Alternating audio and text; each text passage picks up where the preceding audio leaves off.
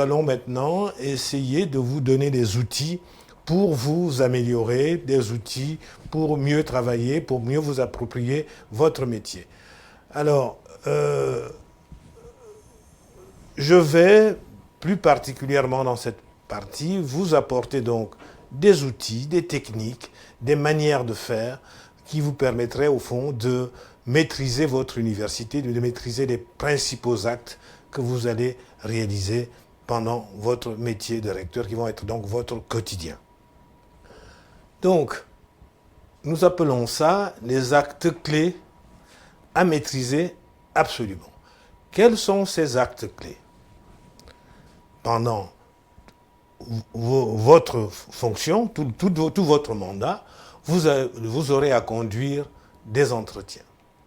Vous aurez à animer et à conduire des réunions.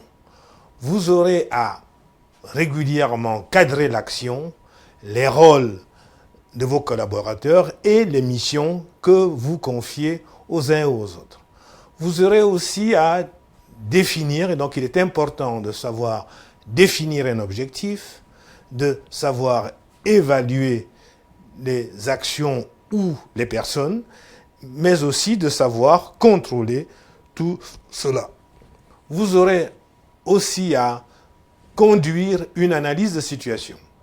C'est comme à tout moment d'une phase d'échec, dans le jeu des échecs, vous devez savoir bien analyser la situation pour au fond savoir au fond ce qu'il faut faire, comment il faut faire par rapport aux objectifs que vous vous serez fixés.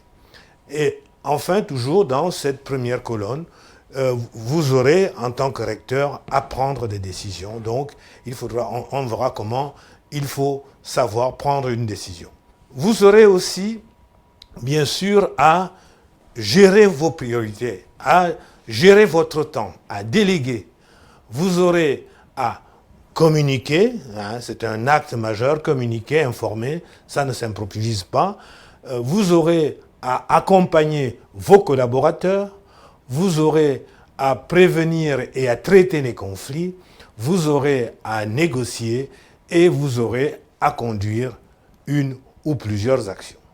Donc, j'ai choisi, pour les raisons de convenance personnelle, de ne traiter dans ce cours de